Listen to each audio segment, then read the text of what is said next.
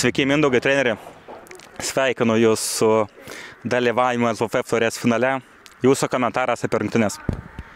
Visų pirma, aišku, norėtųsi pasveikinti visą miestą turbūt, organizaciją, mūsų savivaldybę, mūsų ištikimiausius fanus, kurių susitiko šiandien tikrai labai daug ir galbūt kažkur tais pačių rungtynių eigoj, pačių rungtynių metu jie buvo mūsų 12 žaidėjas. Tai ačiū jiems ir juos su pergalė ir aišku pagrindinius veikėjus šitų rungtynių, tai pagrindinius organizatorius ir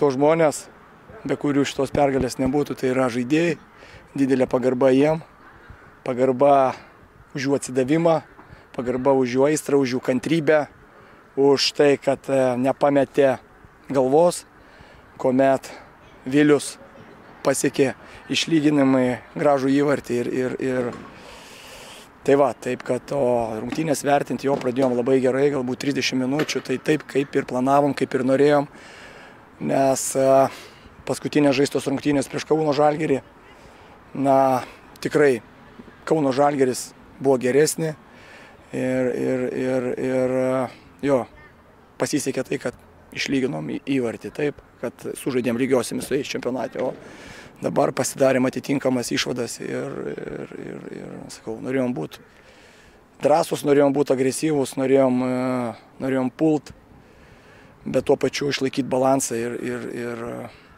žinoma, ieškot savo momentų.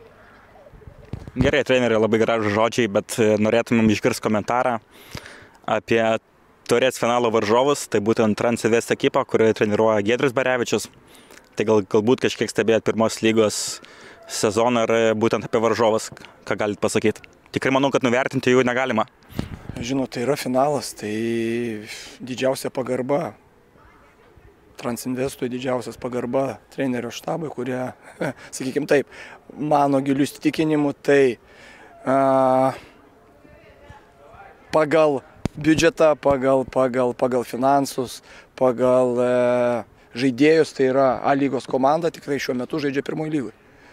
Tai šita komanda įveikė A lygos komandas ir manau, kad jinai pilnai yra verta finalo. Ir aš norėčiau paskutinį klausimą. Pirmas įvartis, ką galit pasakyti apie jį? Pirmas įvartis, tai